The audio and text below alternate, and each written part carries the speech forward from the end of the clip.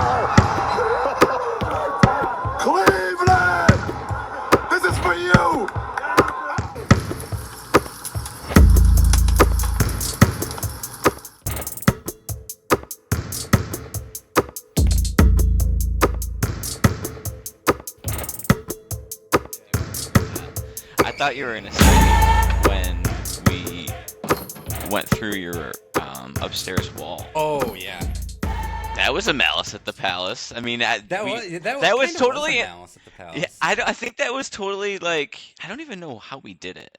I remember So remember it was the morning after my party actually. Yes. That night we were playing the game where it was basically just like one person's defense, one person's offense, and you're trying to score, like basically like King of the Court. Yep. But it was you and Colin who were playing, and you went through the wall. I didn't. Wow. That's what? Do you remember Can we get the play breakdown? Like, was I like? So from what I remember, did we have? I don't even remember the play breakdown. I just remember the look on your face when you like went back first through the wall. You just were so panicked. It was like every one of my birthday parties, something broke. Do you remember? Oh man, G with the little light bulb? No, I don't. He like a light bulb went out upstairs, and we had the little desk lamp too. So he took the light bulb out of the little desk lamp and tried to put it in the regular thing, and it like took all the power out in the whole house. Yes, I do remember that. And then you caught Eric Kowalik with an elbow. The night before you went through the wall. Yeah, I let him know. Yeah. Can't come up in this paint. Sorry, Eric. Sorry about that. I don't know if this will make the pod, but I'm going to try to find a way to work it in. Eric Kowalik, friend of the pod. Yeah. Sorry about that. No, I mean, honestly, though, like, I think we both had, solid high school careers. I have so much confidence in myself with little hoops. Like, I think I might be one of the best little hoop jump shooters of all time. So, like, I used to get way too rowdy of playing little tykes basketball. But man, it's the best. I loved it. Do you get to play with like Chachi's boys now? Yeah, absolutely. You get a little too competitive with it? Yeah. I won. I think I won like for the first time in a bit though, a couple weeks ago, and I was a little too excited after. And yeah, probably shouldn't do that, but no, it's the little tykes. That was the best. That was the best. Your birthday parties were also the best, but it always lined up with All-Star Weekend. Yeah, we would have the dunk contest. Yep. on the Saturday night. Yep. I remember that. Absolutely. You said that you had Maria watch this, a little bit of this. Yeah, so I put it on the other day. I told her I needed to watch something for the upcoming pod, and she was kind of like half watching. That's kind of her go-to when I have basketball on. She'll like be doing something on her phone or watching something on the iPad, but like occasionally taking a peek up. And right as it was about to all go down, when our test was already on the scorer's table, I nudged her and I was like, "Watch this." And I came in a little early, So she was sitting there watching for probably like 15, 20 seconds, and she was Right. like, What am I watching?" And then all hell breaks loose. And she just has so many questions about everything. She was like, why did he? She didn't see the cup go down at first. So she was like, why did he run up there? And she was like, why are all the fans hitting him? What's going on? And I was like, I that was our reaction in the moment. Yep. Yep. I'm telling you though, the Sports Center, I watched it again this morning. The Sports Center right after it, they do a terrific job of like breaking down every single action that happened in the fight. My man Fred Jones got he got socked in the back of the head by a fan. I didn't even know Fred Jones was involved with the fight, but Yeah. he I think he actually fan he was the only NBA player who I think lost in his yeah. I, that guy he got clobbered. It was horrible, but It I was from really behind, right? yes. Yes, he didn't see it coming. A lot of the players honestly were just trying to go in there to get our test out. Um, Steven Jackson was the only one Not who so went in much. looking to fight. Yeah, not so Artest and much. Steven Jackson went in looking to fight. Everybody else. Yep. And actually Larry Brown after the game even mentioned like how he told his team he hoped everyone went into the stands to get Steven Jackson and Ron Artest out because he Hmm. thought like it's such a dangerous spot. Um, But no, I was just gonna say SportsCenter really did an awesome job of recapping the brawl, and I know that you're the one who told me to watch it. So I just think, I mean, they obviously broke the fight down with highlights, but then they kicked it to the um, was it the count? And it wasn't countdown at the time. What was it? Shoot around? Shoot around. It was shoot around. Yeah. Yeah. So anyway, I don't think we've officially said Malice at the Palace is our game Yeah. Yes. this week. We're gonna get into all of the details of the fight, how it went down, the breakdown of everything. Um, Bill Walton's absolute disgust for what was happening in front of him. Um, but let's start with the state of the Eastern Conference in 2004. We in our last episode just came off of a game, Washington at Philadelphia, Michael Jordan's final game in the year 2003. This is post Allen Iverson's finals run in 2001. Nobody is really all that interested in Jason Kidd and the Nets anymore, but you have a 2004 Eastern Conference Finals with a 61 win Pacers team. The Pistons, who made the deal for Rasheed Wallace at the trade deadline. And it really, I think in retrospect, that series was kind of, we've used this analogy before, but it was for the torch in the Eastern Hmm. Conference. I think that you could make a case that whoever won that series probably goes on to have the kind of run that Detroit ended up actually having. But for the most part, like for as good as those two teams were, and we'll break those down, it still did kind of feel like there was a void in the Eastern Conference, really ever since MJ left. Yeah, absolutely. I mean, you mentioned that the Nets had their little run, but they had just traded Kmart. I think they bring in Vince Carter shortly after, but it just Hmm. never seemed to get back to where it was when they were in the finals. And the Sixers just never were able to put anyone around Iverson to make them a legit threat. And How those, dare you besmirch the name of Aaron McKee? yeah, right, Eric Snow. I am sorry about that. Um, But, it really did feel like the Pistons and the Pacers, with a few, outliers. I think obviously bringing Shaq into the East was a huge thing.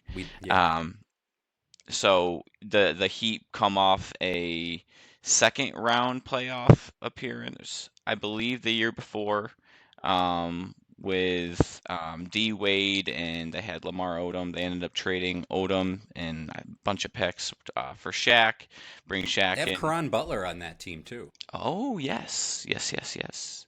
Um, So really, it's a three-team race, it feels like, but the Pistons kind of have the upper hand. They just win the championship. But the Pacers kind of feel like, well, we were the best team all year long last year. We're bringing back, basically the same crew, and we're bringing in Steven Jackson. So this game had um, a lot of enthusiasm going into it. This is the first game of the year that Billups wears his championship ring to. He said it's the first team that they've played that he feels like could like compete with them. And then, we get to the game and Indiana kind of lays the smackdown on them at the Palace. It's a statement win for sure. Absolutely. And I watching the game, I was really impressed with the Pacers.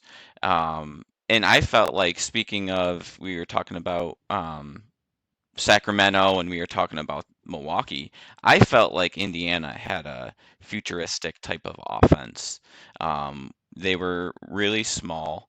Um, they all were able to really get their own. They were probably 6'7" to 6'10", all in that mid post. We're talking about Steven Jackson, Ron Artest, and Jermaine O'Neal. But they all were able to space the floor too. Like, they all could shoot, and they really played with a more 2010s style, and that really contrasted with what I think was, more floppy style from the Pistons. So the gameplay itself was very intriguing to watch in this game too, and it felt like two contrasting teams. One team wanted to kind of run and gun, and get up and down the floor and score. At least that's how I saw the Pacers. And then the Pistons seemed like they kind of wanted to muck it up. And I think that, the Pacers got off to a hot start. Ron Artest was really good. Like, I think that's something that people don't necessarily think about when they think about Ron Artest. Like, he was a really good scorer early on in his career. Um, Super efficient. Like, he shot 41% from three.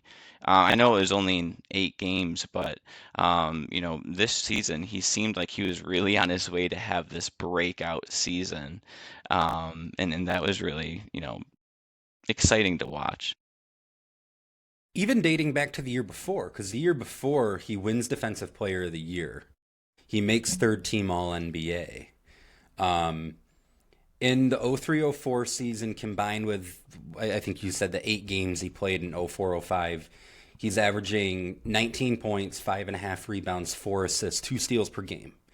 And I feel like he is cast in the exact role because he's probably not a tried and true number one guy. But in Jermaine O'Neal, you have that. And in Steven Jackson, you have another guy on the perimeter who could kind of create his own shot. You have Reggie, who wasn't playing this game in his final year, running off screens, doing Reggie Miller things. It was a really well-constructed team that, like you said, they could play with a little bit of pace, but they are also physical enough and long enough to really bother opposing offenses. Because, like, in addition to our test, Jamal Tinsley, I feel like I came away from this game feeling a whole different way about Jamal Tinsley. I think he had 8 steals. Well, did you in this did you game. hear T-Mac recently said that he thought he had better handles than Kyrie too? So, like, I heard that T-Mac said that on a podcast recently. So I went in and I was like, well, let me see. He was really good. He was a really, really good player. I didn't realize this in my research. I mean, I guess it would be weird if I knew this random Jamal Tinsley fact off the top of my head, but he had a 5x5. His 11th career game. I mean, that's rare for a point guard. Rare in general. Absolutely. And then a rookie in his 11th career game to have a 5x5. Complete game, yeah, absolutely. He averaged 15, 4 rebounds, 6 assists, 2 steals in the 04-05 season. Yeah, and I think that is why, well, not just specifically Jamal Tinsley, but we're naming all of these players. I think that's why this game probably had such an effect, because this team was really good. And they really had a chance. And I do feel like that is why there was so much blame or scrutiny on our test, because it felt like, after all of this, he kind of ruined their shot because they had a shot. They really did have a shot this year to win it all, and they did the year before too. Yeah, I mean they took Detroit to 6 in the East Finals. They have the best record in the East at the time of this game, and like we said before, they win this game pretty convincingly. And again, to the point you made, they have a roster that is built to be able to play up tempo against a team like Phoenix, who we're going to get to Phoenix in our next episode, with D'Antoni and Nash and all those guys. But they could also, really hunker down and give you a fight in the mud, like the year before. And they will literally fight you. Give you a fight. Yeah, they are not afraid to fight you. No, but like the year before, which is kind of weird because you look at the final scores in that Eastern Conference Finals series, and neither team cracks 90 points in any of those 6 games. It is kind of played in Detroit style, and if my memory serves me correct, this is the last year before like the hand checking rules go into effect. So like you could get away with a lot more defensively, but that game 6 that Detroit beat Indiana in, the final score was 69-65. That's rough. The Pacers, they brought in Jack though, right? The year before they did not have Steven Jackson, and I do think that he made a really big difference in their offense. He really was able to produce anywhere he went. I mean, he had success in San Antonio. His off the court antics probably were the reason why he moved around so much. But they said before this game, his time previously was in Atlanta, I believe. His time in Atlanta proved him to be an adult and someone who's going to just show up and be a pro every day. So I'm sure that stayed true to its word. There are a lot of quotes in the early portion of this game that you look back on it and it's like, ooh, that's some unfortunate foreshadowing. Because Walton had one early on about our test. And in my notes, I have the quote, and it's, he's learned to let the off-court distractions go. And I put in my notes, if only this were true. If only it were true. We would be having such a different discussion right now. But no, but I was just going to say, I think that, their offense did get a little bit better. One thing, though, from that past playoff series that happened the year before, that was the year that Tayshaun Prince made the block on Reggie. I always thought it was the 2004-2005 year. Like, I thought it was the Malice at the Palace year. Because they play in the second round. Right. And in the 05 right, playoffs, I thought it was the 05 playoffs that actually retired Reggie. I didn't realize it was the 2004 playoffs. So right, it was the conference finals. Hamilton trying to get free of Miller on the baseline. Gave it right back to Wallace. O'Neal blocked it. 4 on the shot clock. I don't know if Phillips knows that. He lost the handle. Tinsley, Reggie Miller. And it's blocked again! Oh, what a block! How did Prince get there? What a block! I didn't think it was any way possible for him to get this shot. In the open court, looked like an easy layup for a tie, and Tayshaun Prince came out of nowhere. It was a good block. I gotta tell you, live, I thought it might be goaltending, but I think that is one of the most amazing blocks that I have ever seen. He had no chance. I'm telling you, Brad, no chance to get this ball. Wow. So really good Pacers team. And for as good as they were, and obviously they were, to watch them punch Detroit in the mouth, like, well, Jesus. Again, I swear to God that was not purposeful. It's going to come off like it is, but To watch them win as convincingly as they did was kind of surprising because what Detroit had done to LA just 4 or 5 months earlier. I mean, there were fractures in the Lakers dynasty already, but they were the final nail in the coffin. They swarmed Kobe. Tayshaun Prince did a hell of a job on Kobe in that final series.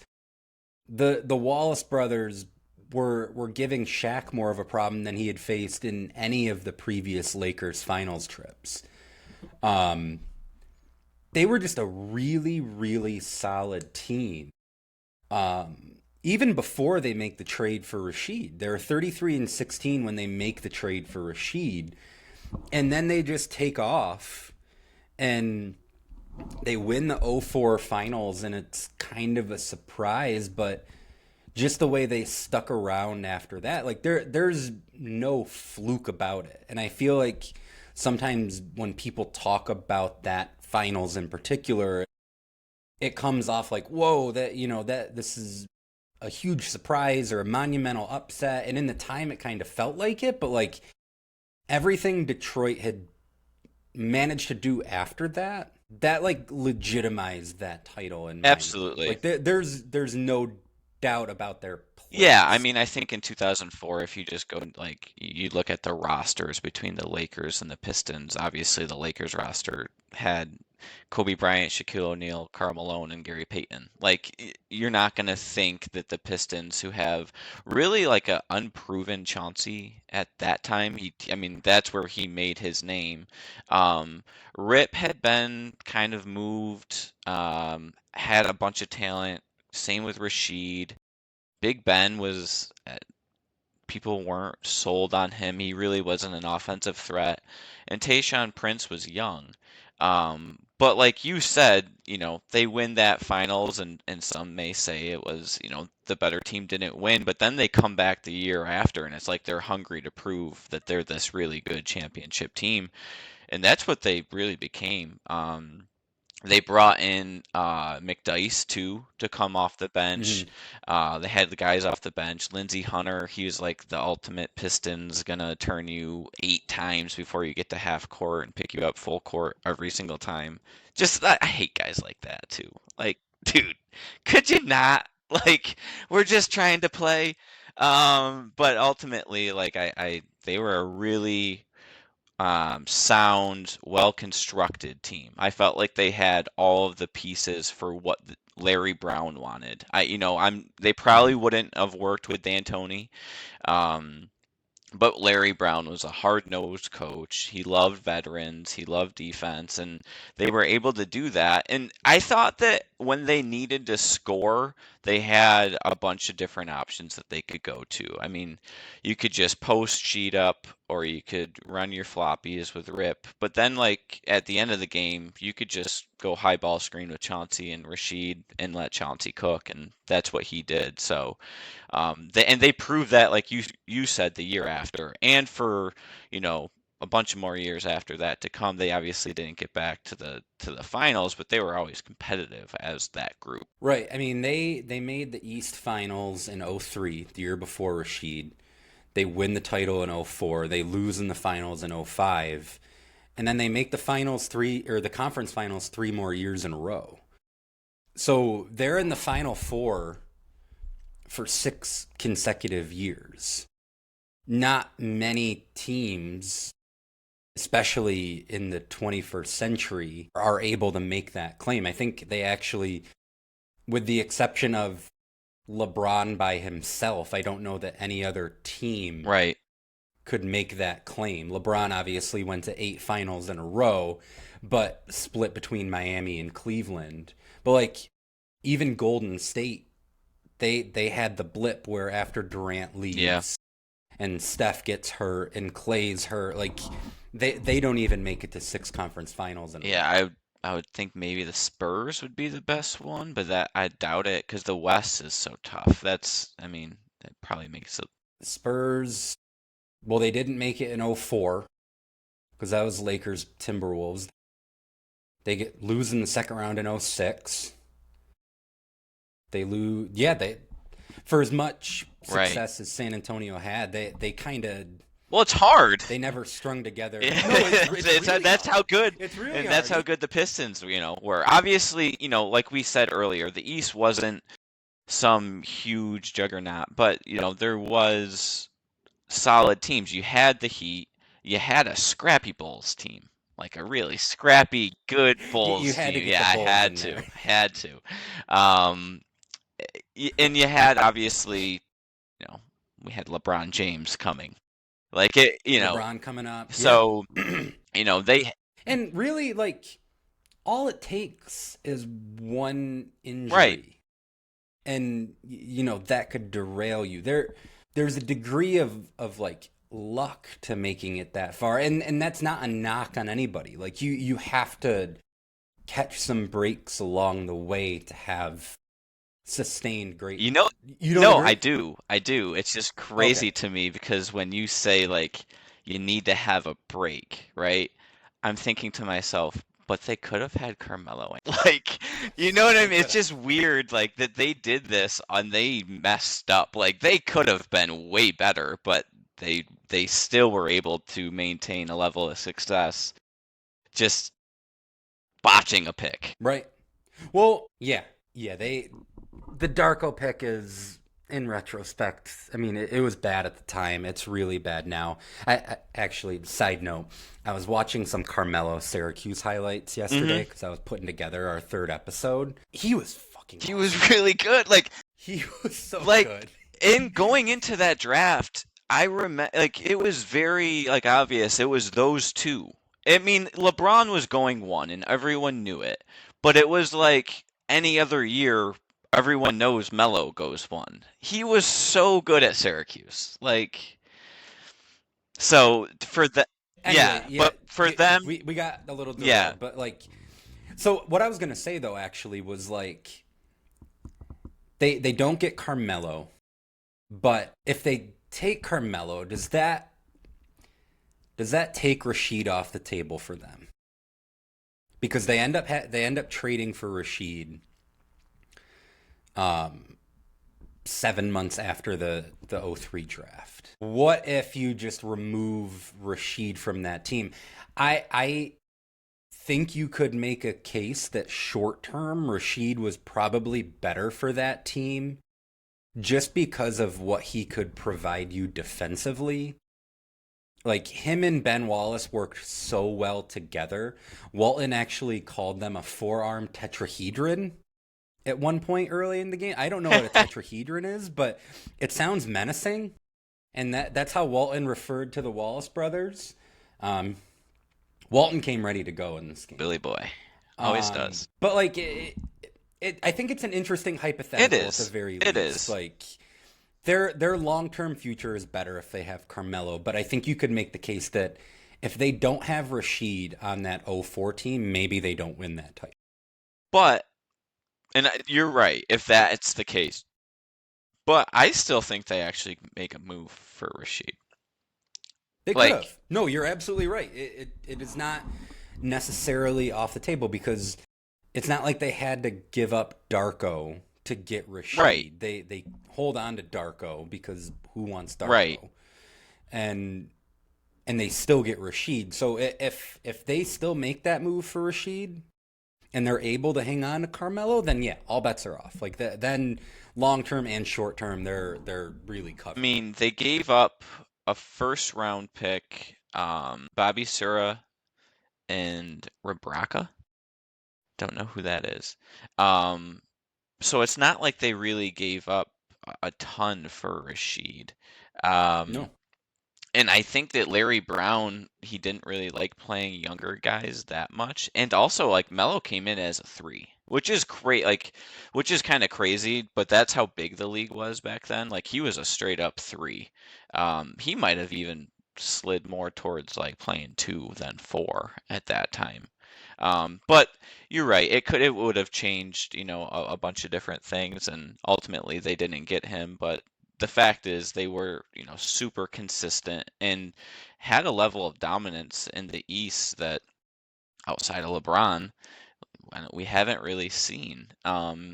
and although they only did win that one championship, I think they're respected as like, oh, that's a championship group because of their dominance outside of that one championship year. And they also have this unique place in NBA history, I feel like, where any sort of starless team can talk themselves into, hey, we could win the title. And the '04 Pistons are the go-to example of a team that you could win an NBA title without one of the 10 best players in the league.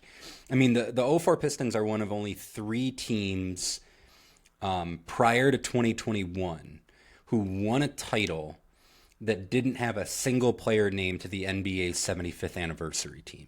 The only other 2 are the 1951 Rochester Royals and the 1979 Seattle Supersonics. Hate it had to be Rochester. 2 franchises that don't exist anymore. Against the celebrated and valiant effort by the Los Angeles Lakers, your Detroit Pistons demonstrated that fairy tale endings do actually occur in sports, as rare as they may be. Against all expectations, but because of hard work, very hard work, and teamwork, I'm delighted to congratulate Bill Davidson, the owner of the Pistons,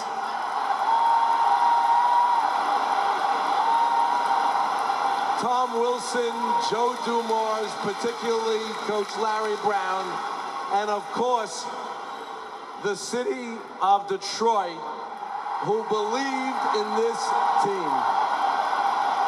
And this team met their expectations, even though no one else expected it. So to your 2004 NBA champion Detroit Pistons, congratulations, and here's the trophy.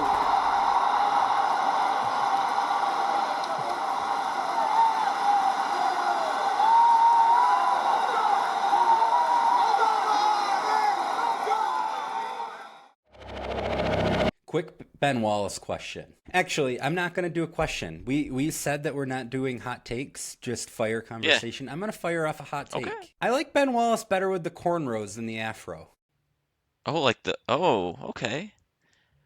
I think I might be the only person in the world who would pick cornrows Ben Wallace over afro. I think it looks like more menacing. I loved him with the bicep. Oh, the bands, bicep. too. That was a The great look. the bicep bands with the double wristbands were that was peak 2000s. Yes. Like I probably wanted to wear that to school, which didn't like go well for me. I'm gonna go I gotta go with the fro. I get why people choose the fro, like the fear of the fro thing. Like Also that was think- a thing. I get it, And but I think like it makes the headband pop too a little bit. I like true. So that's what I'll go with that. But no, that is a little bit of a hot take. But we're just giving love to both styles. Like that's all. Yeah, know? absolutely. I wasn't a big fan of the I'm high not gonna socks though, because he didn't wear like the calf sleeves. Like he wore like the high socks. Not a fan. I feel like that was something I did in '04. In '04, that was the thing to do. Keith Van Horn used to do it. Yeah. Like everyone used to do it. But like, Oh, Keith Van Horn and Ben Wallace are they're a lot. you got so upset when I said, "Well, Keith Van Horn did it." Just two like completely diametrically opposed kind of basketball Yeah, they are. players. They both rocked high socks, though. That's what I'm saying. Everyone is doing it. Speaking of high socks, I got a bunch of people on the Pacers who I know rock low socks. Okay. All of their power forwards of the 21st century. Sorry, David West, you don't. You probably rock mids. You could hoop. But I don't know if you want to get back on the Pacers at all. I mean, let's finish up with the Pistons, but I think we should run through kind of the Pacers a little bit too, and let's talk about their power forwards. Yeah, let's do it. Let's do the 21st Century Pacers white power forward draft. An idea that I came up with after we had so much fun doing our NBA Mulligan redraft. I don't even remember what we called it. The Mulligan redraft. I just wanted to do another draft, and because of our friend Austin Crozier, who played really well in the Malice at the Palace game. Hit a couple threes. I think he was their third leading scorer in the game. We wanted to do a draft of all of the white forwards who have played for the Pacers because they have a type. They definitely have a type. Like some guy, some guys, their type, they like blondes. Others like brunettes. The Pacers like white power forwards. So we're gonna do a draft of the forwards who have played for the Pacers in the 21st century. I don't know what kind of criteria you have for this. I don't even know what kind of criteria I have for this. Do you want the first pick or should I take the first pick? No, I gotta take Crozier. I'm sorry. He was he's probably the first note that I had from this game. So I'll pick him with the first pick. And I think I might have texted you. I think he may have played there for 30 years, it seems like. He played from like 88, it seems like, not 88, but realistically it seems like he played from like 92 until like 2006, 2007. So here's the thing. He only played 540 games for the Pacers. The reason you think that is the reason we're doing this draft, because they always have a Austin Crozier on their team. Yeah. It just wasn't always him. I guess he was the first, so he's the OG. I'll take Austin Crozier. He was a solid player though. He had a ability to stretch the floor. He averaged 10 points a game one year. So yeah, I don't 34% shooter from 3-point range for his career. He was third on the Pacers in scoring during the NBA Finals in 2000. Yeah. I mean, That's not nothing. Yeah. Averaged 15 points per game in the finals against the Lakers. Absolutely. 54% from the field. So I don't think I'm gonna get better. That's a good pick. Yeah, absolutely. All right, I'm gonna take with my first pick in the Pacers white forward draft. I'm taking Jeff Foster, who played his entire career for the Pacers. All 764 games in his career he played for the Indiana Pacers. With some digging, I found that his nickname was Feisty. Hey. That's appropriate for the kind of player he was. He retired in 2012 at the age of 35, citing chronic back issues is the reason why he retired. I'm 33. I have 2 herniated discs. I get it. I feel like him and I are kindred spirits. And he's one of just 26 players in NBA history who spent at least a 13-year career or longer with one team. That's impressive. Yeah, That's impressive. So I feel like I got good value with Jeff Foster. Yeah. With the second pick. Absolutely.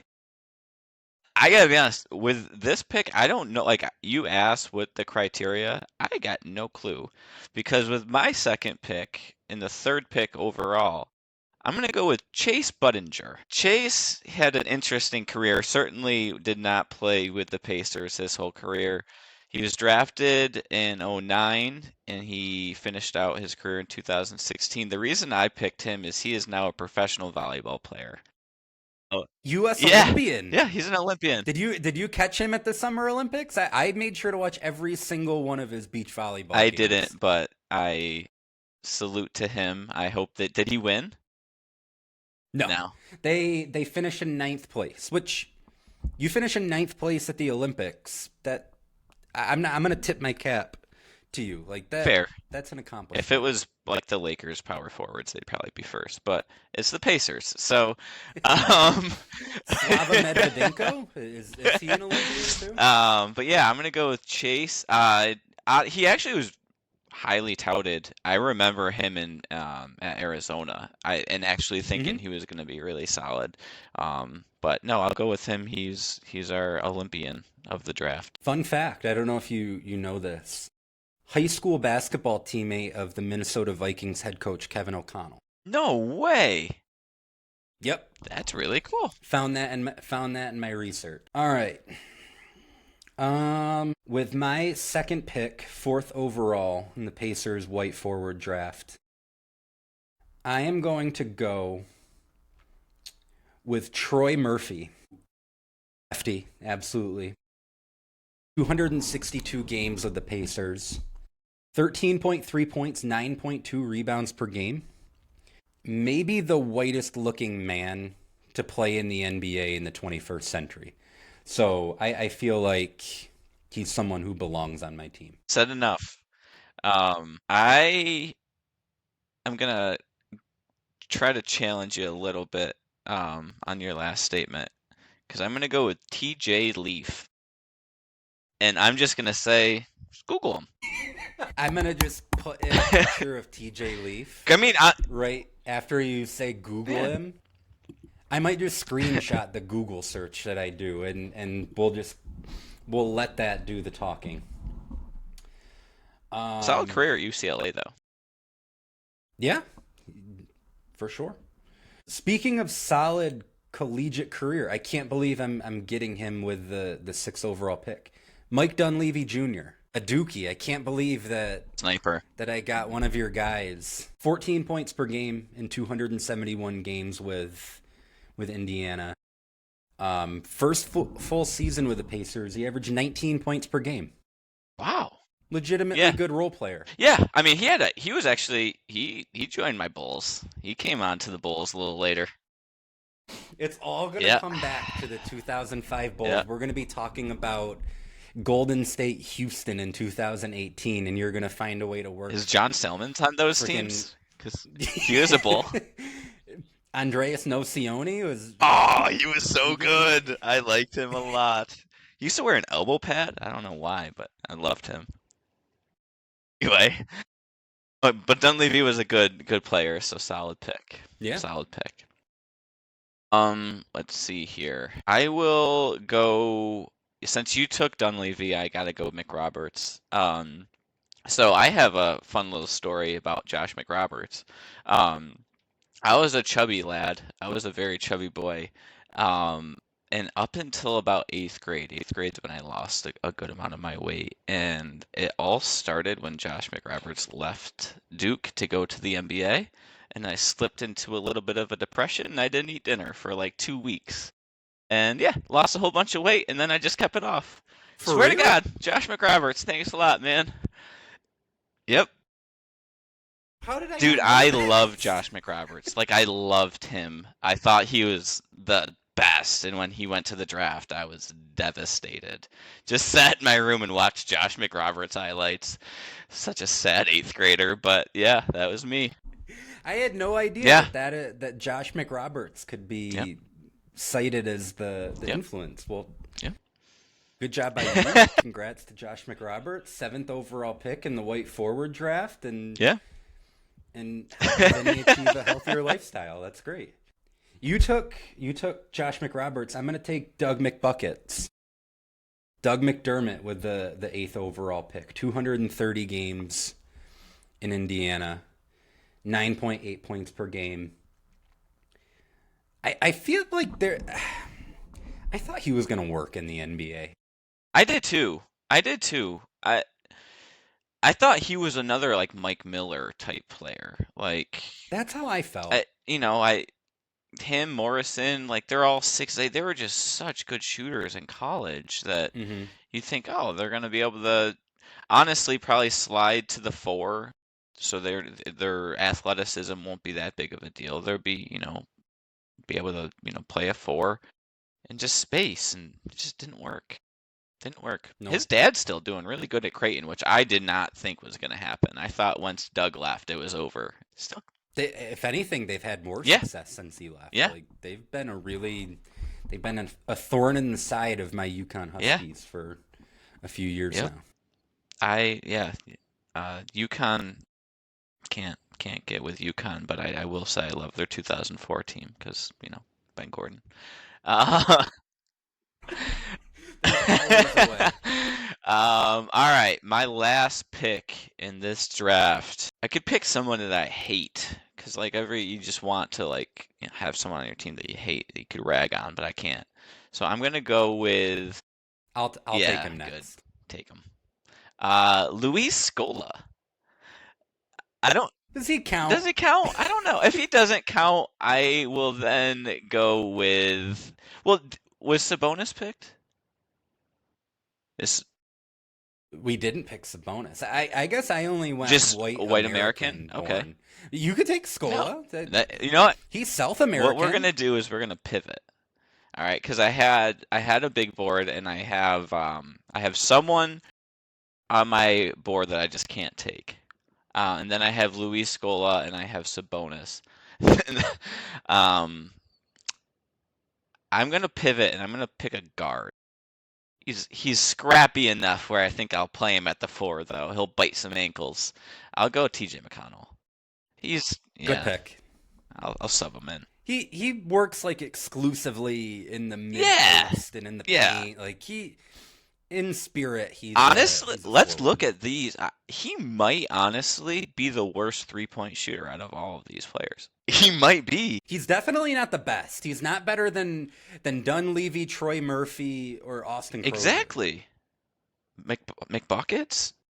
McBuckets too. Yeah, but I'll take McConnell. Finish out.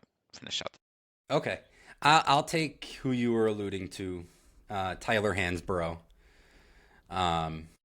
Did you like him? So the Carolina team that I liked was the 05 team. Sean May and them boys. Sean May, Rashad McCants. Felt.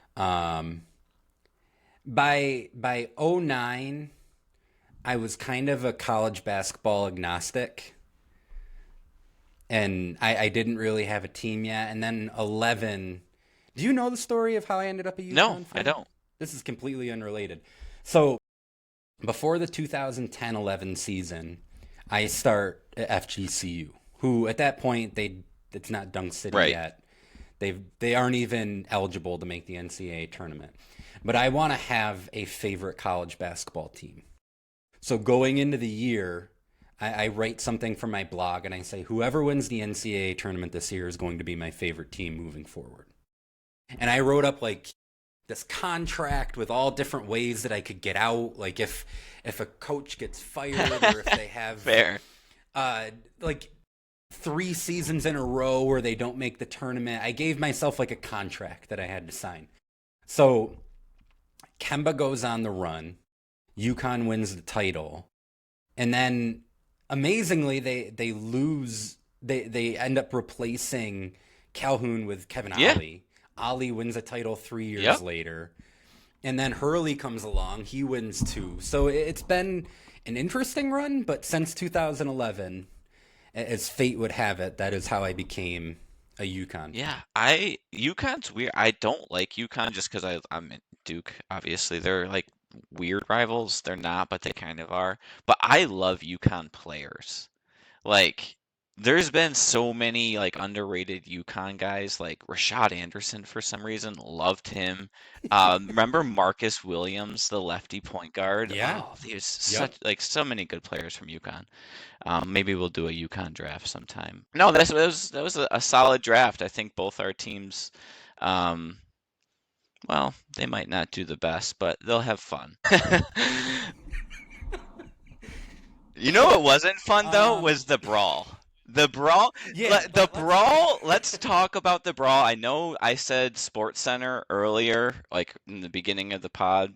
I said that Sports Center had a breakdown of the brawl.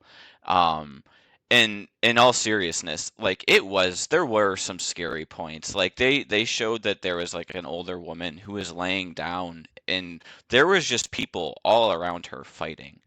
It was chaos. I know we joke about it because obviously we know no one's been hurt. It happened over 20 years ago, and there really wasn't too many injuries that came of it. But could you imagine being there, especially like if you had a kid or something like that? Um, that would just be insane. I guess I got two questions. One, that's a more serious, like how. Number two, say you were there with your buddies and you're a Pistons fan and our test runs at you. How many of your friends do you think you need to feel comfortable? I'm gonna need like I mean, 20. That was so scary. And he was, by all means, I personally don't think that he did anything wrong, Ron Artest. Don't throw a cup at the man. I'm just pointing out the fact that it was a terrifying scene, honestly. I mean, you and I are cousins, and we run in, kind of the same friend circles a little bit. So I immediately thought about, if it's me and you and Colin and Phil and Rocco and G and Luca and Nico and Chachi's there, Paulie's there. Maybe we get Crosby in there. Sure. We still don't have No, no. we still don't No, have because enough. I promise you. Well, actually, hold on. Nico is he's a lethal. That weapon. is true. He's trained. That is true. We have it. Yep. So maybe with Nico there, we stand a little bit of a Well, I chance. promise you that as soon as I see Steven Jackson coming in, running behind, I am out. Because that man. Heading to the concessions, yeah. To bring it back to the fight, did you kind of get the breakdown of when this all happened? Like when did you start to feel like, oh, something's happening? In the moment? Like while you're watching it. Because I have in my notes, Ron Artest goes to the basket with a minute 23 left, and he gets hit. And Big Ben clobbers Ron Artest going to the basket. They don't call it. The next time down, there is a stoppage. I think the Pistons or whatever go to the free throw line. There's 57 seconds left. That just happened. And the coaches don't take anybody out. There's no substitutes made. So the full teams are still on the floor. Still a 15-point game. The next possession, the Pistons have the ball. Ben Wallace gets the ball, goes to the basket, and Artest, he gets his his payback. And that, to me, is when, obviously, things get out of hand. But that 1 minute 23 where Ron Artest goes to the basket and gets hit and they don't call it, you see, like, a look in his eyes. And it's like, oh, that's when it started. And that's where it's like, Carlisle, man, how don't you get him out of the game? But, I think it's, okay, a couple points. Let's start here. I think it's on Carlisle and Larry Brown. I think that they did not do a good job of reading the room. Because they mentioned it in the broadcast. Like Ben Wallace's brother got killed 3 days prior. So he is emotionally vulnerable. Artest is kind of a loose cannon. well, I'm pretty sure. And by kind of, I mean he is. Didn't he request time off, very recent to this game? to promote his rap album. Well, okay, yeah. Remember, he's learned to let all the off-court things Yeah. go for Bill Walton.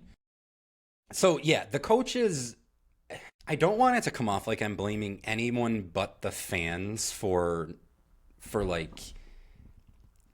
everything that happened in the crowd, but the coaches could have and should have pulled guys earlier from this game.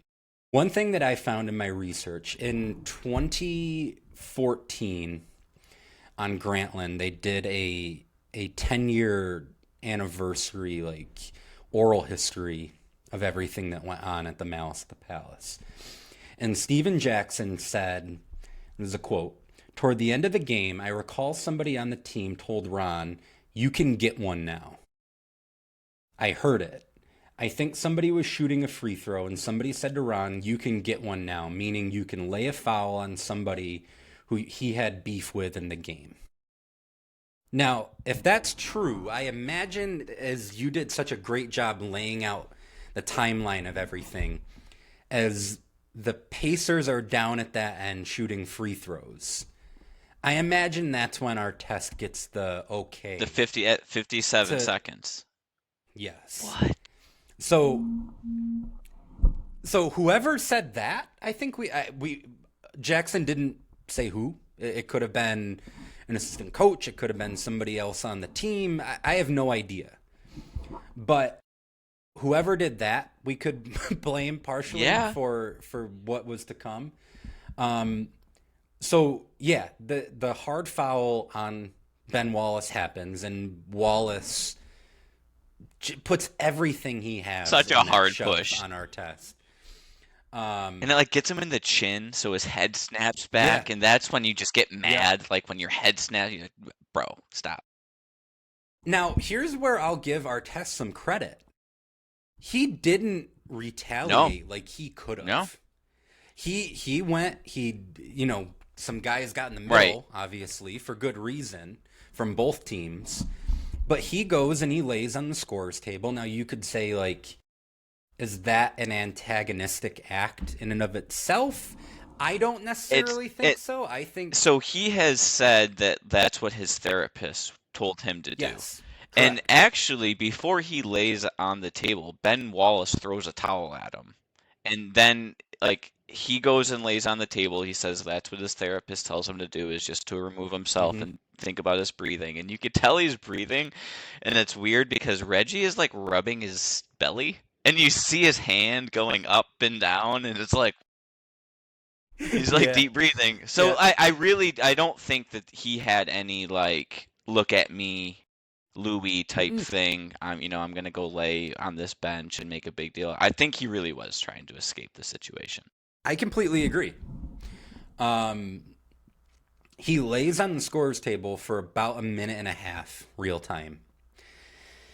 And it's kind of feeling at that point like things actually might like dissipate, and they might be able to get out of here without anything else happening.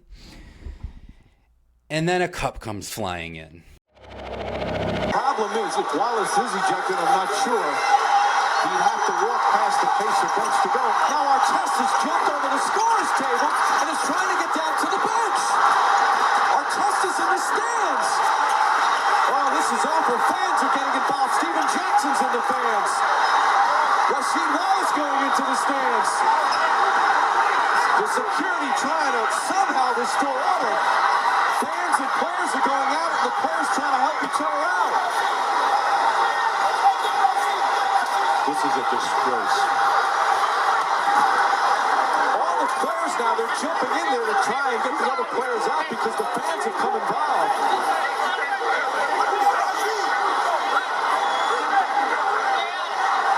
Oh, what a sad scene here at the Palace.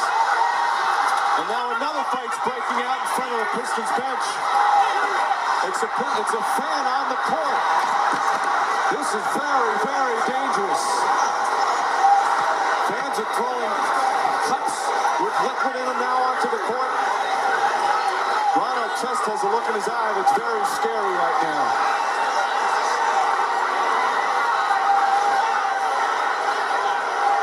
You wonder if the official's going to let this game.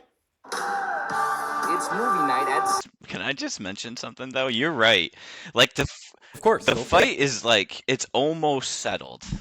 Like Ron is just laying on the table, but the camera kind of pans away, and you just see Steven Jackson just squaring up with Derek Coleman, and like everyone else is like, kind of trying to be settled, and then you have those two, and I was like, Jack, what are you doing, bro?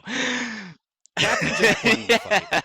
Captain Jack was ready to fight everyone on the Pistons, and I imagine he couldn't have been more happy that Ron Artest ran into the stands, because that just meant he got to punch somebody. Yep. So Artest goes into the stands, goes after the wrong Yeah, guy, that would stink. which is funny because we're fast forwarding a little bit through the brawl, but in the aftermath of the brawl, Mike Breen, Bill Walton, they're on the call. Breen, you pointed this out in our meeting prior, like our setup meeting. He was giving play-by-play of the whole thing. True professional. The only thing missing was he didn't throw in a bang At one some point in the fight. he goes, Jamal Tinsley picks up a dustpan. Like, what? You don't need to say that, man. He was like, I don't know if he was like, he still had a monitor that was in use. Like he did a fantastic job breaking everything down. And then you had Walton just chiming in, this is a disgrace. So our test runs into the stands, goes after, the point I was going to try to make. They toss it to Jim Gray, who was a sideline reporter for the game. And Gray mistakenly goes, he says that Artest knew exactly who threw the cup at him, and that's who he went after. Nope. He didn't. He went after the wrong guy. And the other guy kind of sneak punched him on the way back because he passed him. I think he passed the guy who actually threw it. He passed the guy who and then he took a sneak punch at him from behind, and I was like, man, yeah. So Captain Jack follows him into the crowd and just starts throwing haymakers. Fred Jones goes in there too, and as you said before, he humbled. It kind of seemed like he was playing Peacemaker, and he probably got the worst of it of any of the players. Every player won their one-on-one battle, but Fred Jones. He didn't win. He lost the battle. I would be so. Fred Jones probably was just retreated to the locker room. He was like, I can't show my face around here. Absolutely. Rashid goes into the stands too. But he's legitimately playing Peacemaker, which it's very weird. We did a Rashid segment earlier. You talked about the 38 technicals in the 2000 season. He had 41 the next year. Notorious hothead. He was probably of the most sound mind throughout this whole thing. Like legitimately, he did a good job of diffusing a lot of the tension, like start to finish. Yeah, like I was gonna say, start to finish, because he was the one who tried to really cool Ben down. And he did go into the stands, but he kind of was more like on the scores table and like trying to, because I don't think he got in any sort of trouble. So I just want to make sure that the audience, I don't think at least that he was a part of the suspensions. I know that Chauncey and Big Ben got one. You got some. So I actually have it all here. Our test, it ended up being season long, and then including the 13 games in the playoffs, he was suspended for 86 games. Steven Jackson got 30. Jermaine O'Neal, it was originally set at 25, but got reduced to 15 on appeal. Ben Wallace got 6. Anthony Johnson got 5. Reggie Miller, Chauncey Billups, Derek Coleman, Eldon Campbell all got 1. And then there were a number of fans too. I got here 5 Pacers players and 5 Pistons fans were charged with varying levels of assault and battery. Yeah. Anyway, so we're at this point we're in the stands, and as guys start to get pulled out, our test is one of the first ones out actually. But then he gets down on the court, and in front of one of the benches, a couple of fans have made their way down on the floor, and our test is walking away, and they like almost go like face to face. Yeah. And then they both square up. Last thing you should do in that situation if you're that fan, because I could be wrong. I could be. I don't think that fan was trying to fight. That fan appeared to me like I get to be on the floor, and they turned the wrong way, and then it was our test. But then he did throw up his hands, so like why? Like what that mean? If you put up your hands, you're gonna fight. You go right into the, like, you just curl up into a ball at that point. Sorry. But no, it seemed like it was coincidence. Like they both like turned into each other, and it happened right away. And if you're our test, it was like it's like if a bear and a dog like stumble upon each other, right? Like just out, and they like both get defensive, right. But no, like if you're Artest in that moment, you have to protect yourself. He was getting hit. Like he shouldn't have went into the stands, although he did get a bottle thrown at him. But once he was in the stands, people were actively trying to hurt him. Like they were punching him. So in that, mind frame, if you come across two guys and one of them squares up, you have to protect yourself. He gets a couple shots off. He gets pulled away. There must have been some liquid that falls in that area because that's when Jermaine O'Neal comes with what could have been the right hand of all right hands, ending someone probably. Thankfully, he slips. Still gets good contact, but I think that might be like one of the more iconic scenes of the Malice at the Palace, I would say. Watch Jermaine O'Neal, right of your screen coming into the picture, right there, sends the fan down. If he connects with that right hand, I mean, he might still be in prison. Because he was running up, like, and that guy had no idea. He got a full running start.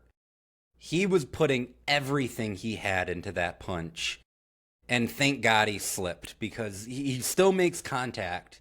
He still knocks the guy over.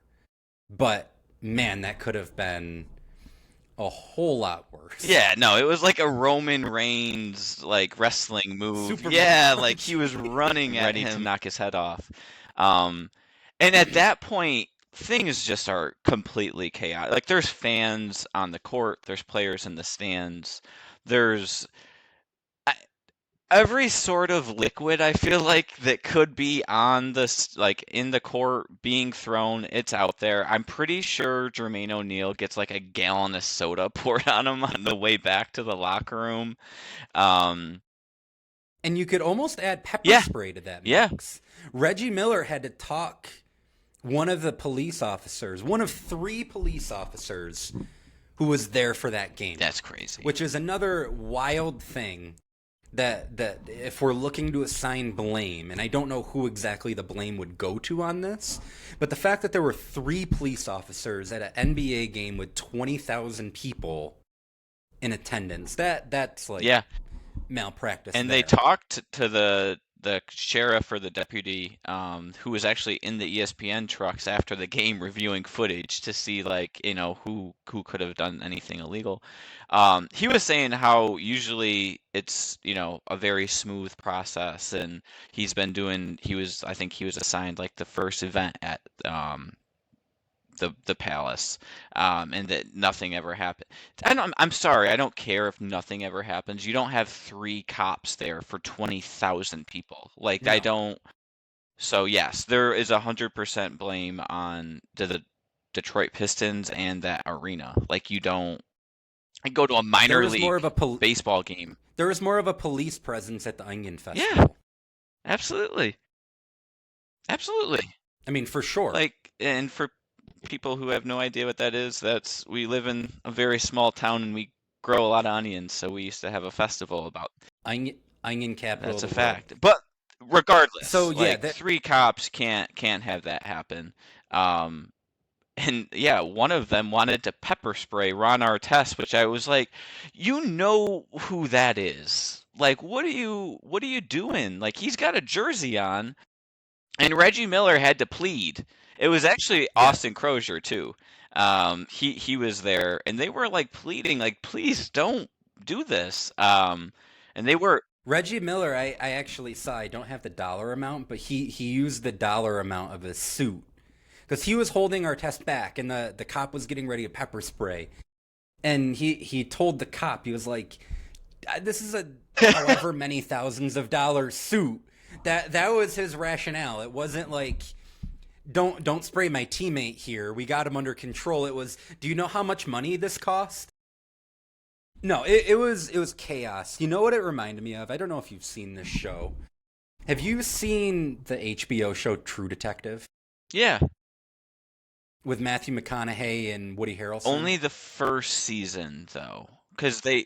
That's the only... Right. Yeah. So that's the only one with McConaughey. But there's a scene in the middle of that first season when McConaughey is undercover and he's in like the project somewhere and he ends up getting in this massive brawl that spans like multiple rooms of a house and ends up going into the street, and guys are getting shot and killed and hit with baseball bats. It's just like absolute bedlam. And that's what the Malice at the Palace reminded me of. It was just chaos everywhere you looked. Like, even after you would think that it was all diffused, then you had to get the Pacers off the court. And you had fans just throwing bottles and drinks and popcorn, and someone threw a chair, and Tinsley comes out with the dustpan, and Mike Breen's all excited about that. But it's just like, holy shit, when is this going to end? Like, it goes on for so long.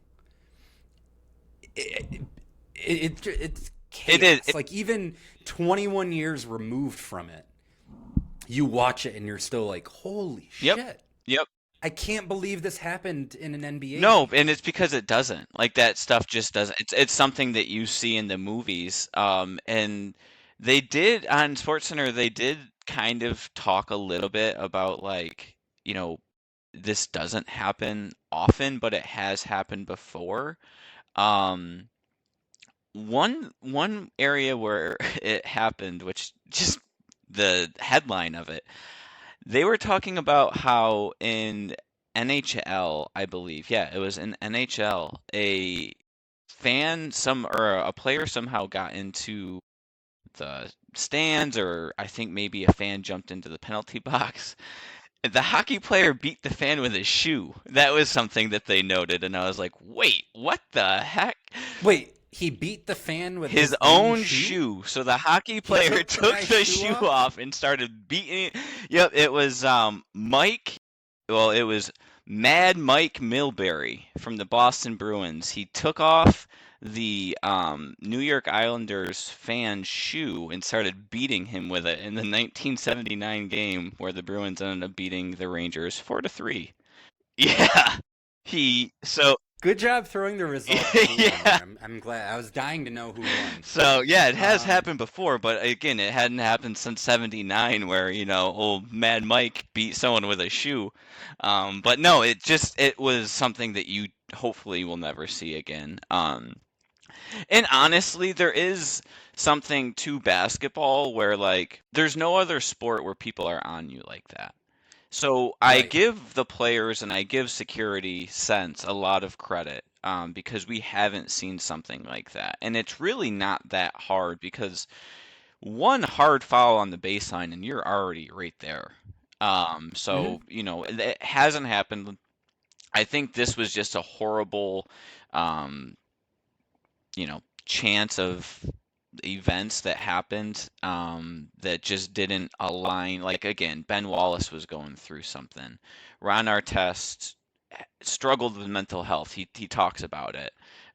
So that happens, and I think the coaches could have handled that a lot better.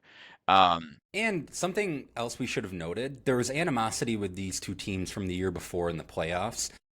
Artest had a flagrant on Rip Hamilton in that series that apparently guys from Detroit weren't totally ready to let go of. I came across that in my research. Sorry. No, I was just saying, like, it was just, you know, circumstances just horribly, you know, lining up. And obviously the fan was in the wrong. If the fan doesn't throw the cup, this never happens. There is a lot of people to blame.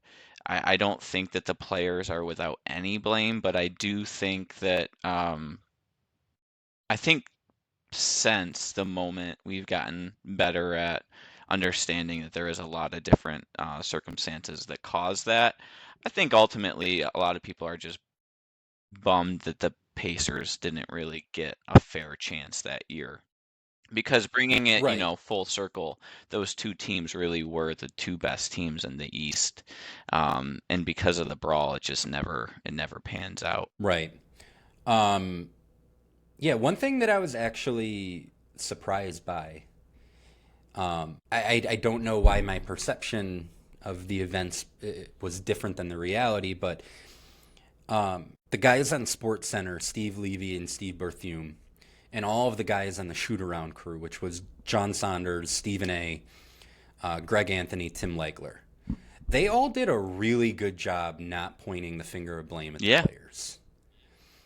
So much so that I did some research. I found that ESPN's vice president at the time actually came down on the shoot-around crew after the fact because he felt like they were blaming the fans too much and not giving enough of the blame to the players. I mean,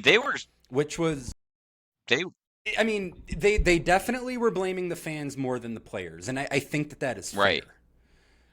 It's just interesting that they do that, and then at ESPN, the higher ups, they feel like they went too far one way. I think the league's reaction to it, David Stern, and with the suspensions and everything, I think that they put probably more on the players than others did. And maybe that's why my perception of the events was that the players did get all the blame, because you have the dress code that gets implemented shortly after this, which I think is maybe partially attributed to Allen Iverson.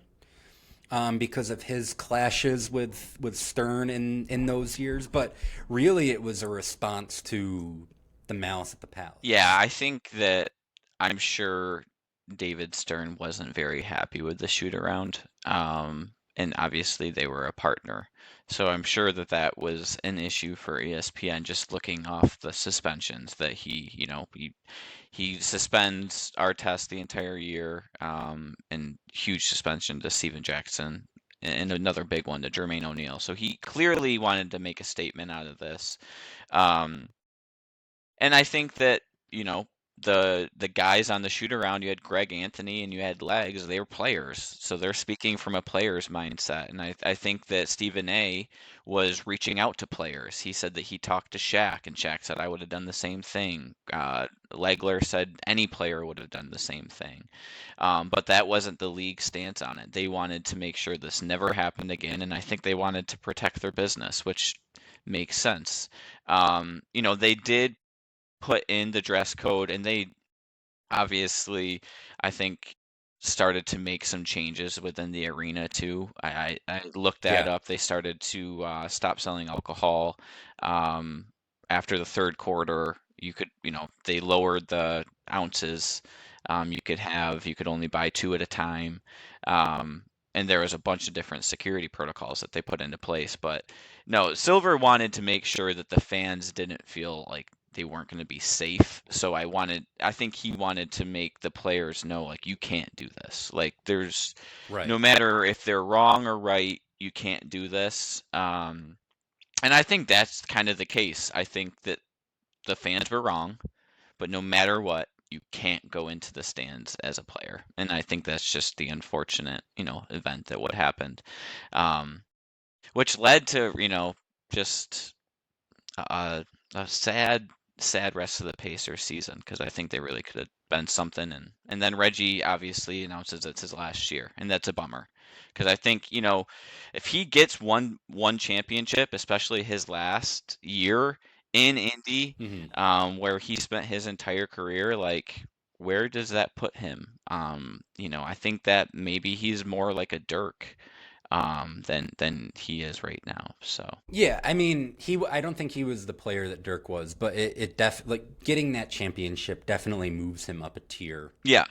If you're just doing the all-time rankings, and not even rankings, but in that fandom, in Pacers fandom. Oh, sure. He's that guy. Well, he's still that guy, because he shows up at the Pacers finals games, and he's wearing his old jersey. He's beloved in Indiana. And they got so close so many times. I mean, he was in the conference finals in 94, 95, 98. They make the finals in 2000. He loses in the conference finals in 04. They were right there. And he, to this day, is still the defining player, not only of that generation of Pacers basketball, but just in general. Absolutely. So yeah, it's a huge bummer that his career, the last chapter of it, we don't really get to see what it could have been because, at that time, coming out of that game, if there's no fight, I would have loved to have known what the odds were in Vegas at the time, Right, of who the favorite was to win the title. I imagine that a convincing win like that really shoots Indiana up. yeah, because really at that time, like the Spurs, they were obviously a really good team, but the Lakers they just broke up. So the East Mhm. feels like, okay, this is our chance. Exactly. Like this is our real moment. We just won last year. If we could just beat the Pistons, like there's no one really in the West who could, stand in our way. We own the league now. And, obviously this fight happens and then the Spurs beat the Pistons. And it's like it closes the window for the East again. Like the East had a 2-year span, and if the Pacers don't get into this fight and they win, and they beat the Spurs, maybe it stays open a little bit longer. Um, you know, but it doesn't. I know the Heat get theirs in '06, but it didn't really seem sustainable. Shaq was old. And then it just closes up and it's all of the West again. And Yeah. I'm very excited to kind of go back to the West. We've been at our last 2 games, we've been in the East, so I'm excited to go back to the West to break down some D'Antoni offense. Before we wrap up, do you have one big takeaway from the game? One big takeaway from the game was how efficient Ron Artest was as an offensive basketball player in that specific year. Like I know Jermaine O'Neal was their all-star and he averaged 24, I believe, but at that point it felt like Ron Artest was kind of like their go-to guy. I think he could create a little bit more than Jermaine O'Neal at Mm-hmm. that point. He was a little like more athletic than I think people remember him. He could shoot it a little bit better. Um, he just played a totally different style of basketball from what you remember him with like Houston or LA. Um, and so I was really kind of sad when I saw that because I was like, man, like I really wish that he could have just, had a career where he could have just focused on his game because I think he could have been, he was really good, but he was a really good offensive player that never really panned out, and I wish he would have. No, that checks out. I mean, it's funny because he gets suspended for the whole year. He comes back, and then he requests a trade. Mm-hmm. He gets traded to Sacramento, has some success there. It's the Kings' last playoff appearance before the Light the Beam Right. team. I want to say he's their leading scorer. He ends up going to Houston, a Houston team that makes the second round of the playoffs and gets beat by the Lakers in 09, I think it was 08, 08. in that range. And he's a really solid player for both of those teams, but I think the casual fan, the next time he pops up on their radar is when he's with the Lakers. And not only is he at a different stage of his career, he's playing with Kobe, he's playing with Powell, Right. he's playing with Lamar Odom. He's the fourth option on that team. And really, probably besides the 3 that he hits late in Game 7 of the 2010 Finals, his defining moment as a Laker is probably the elbow that he hits Harden with when he, ironically, is going by Meta World Peace Yep. at the time. But yeah, it's a bummer. I mean, who knows what kind of career he could have had. And if he doesn't get suspended and the Pacers win the title in 05, it's probably him or Jermaine O'Neal who wins Finals MVP. And then what kind of discussion are we Right. having about Right. this team and those guys? It could be a lot different. My big takeaway, it's more of like a thought experiment, but my big takeaway was, what do you think this incident would have been like if it were in the Twitter era? There would have been so many, within seconds. within seconds. It would have been There would have been yeah, thousands of people uploading videos from different worldwide. vantage points. Yep. And we would have all been experiencing it in a way that, even with SportsCenter devoting like the whole hour to that right after the game. What's funny though is it's still way different. I have a like a devil's advocate type situation here. Do you think it would have maybe like prevented the players from going in? Because I feel like now, anytime you're in public, there are like you're not, alone. You have to be on your best behavior, especially those guys. So I'm wondering if they're so trained now where like they can't, do anything to put themselves in a bad spot because of all the cell phones that they wouldn't even have done it. I just wonder if that applies to that's you win. You win. What Yep. I mean? Yep. No, I get it. I don't know. You might be right.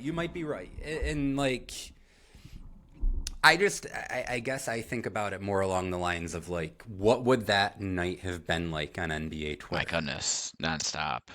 And like the other players I'm not too. even... Like the other players would have been chiming in. You would have had every guy.